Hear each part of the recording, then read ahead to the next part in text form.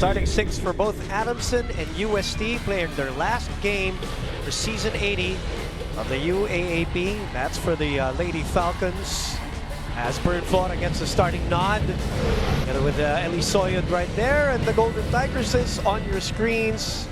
Nobody graduating, an intact team, as opposed to the Adamson team where you have Jelly Tempiatura, you have Mylene Paat. For a classification match, and we were up against a strong FEU team during that time, but at least, you know, Galanza eventually, and Galanza will hand it over now as Mylene Paat against her, so they're really shuffling, trying to find their best passing formation so they can set up for the attack.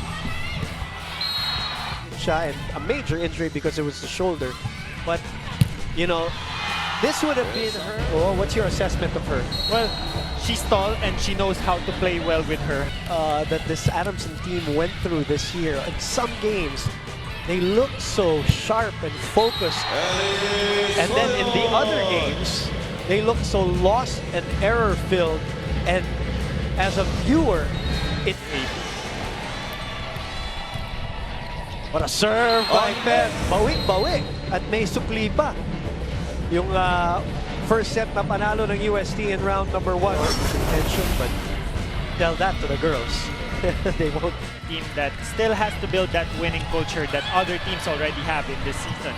So yun yung parang medyo kulang pa sa kanila. But when it comes to the technical standpoint, I see a lot of difference in this Adamson defense pattern. It's just 3 people consistent on the back row. Na hindi sila masyadong gumagana, expectation will be higher. Yeah. And Alessandrini will be better for sure next year. And this girl, set number 1, 25-6. Abawe. Trademark move of Nas. Whenever it's a little bit overpassed, at least she has that elevation. And then the coaching, the conditioning, and the return of her old friends, I'm sure had a lot to do with her renewed spirit. And if the chance ball for UST, they're only down 2. Who do you go to? So CC Rondina challenging the block of Paat. She was checked a while ago in the first set. Of his girls, or her girls rather. Nice serve by CC. Uy was already stepping on the line, and it was still further from her.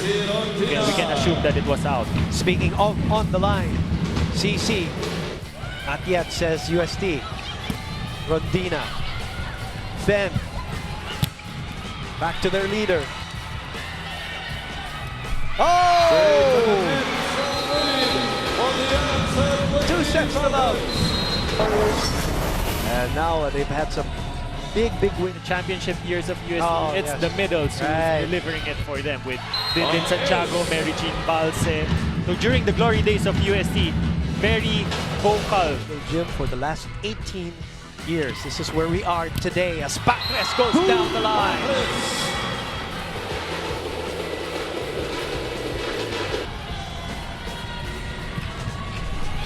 Oh, good serve. Play. On the other side again. Soyud decides otherwise. Elena. Emnas solid on her digging. Soyud puts it away! Third matchup, Rondina and Galanza showing a lot of floor defense. Really performing even in the back row. Bern Flora wants to chip in. Go back to CC. Who gets a point there? Should be maximized by the middle because going for a quick hit, it's hard yung biglang aatras just to go for a quick attack, especially if mabilisan. Jema wanted to go for another swipe. Ooh. Got it. We are at 23-22 and a chance to go at match point. And they are there. Courtesy of Mylene Paat. Referee Rene Castillo has to control the bench of Ben Emnas. Francisco says not yet. Number 2.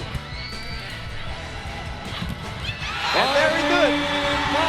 Adamson wins their 6th match of season 80 of the UAAP.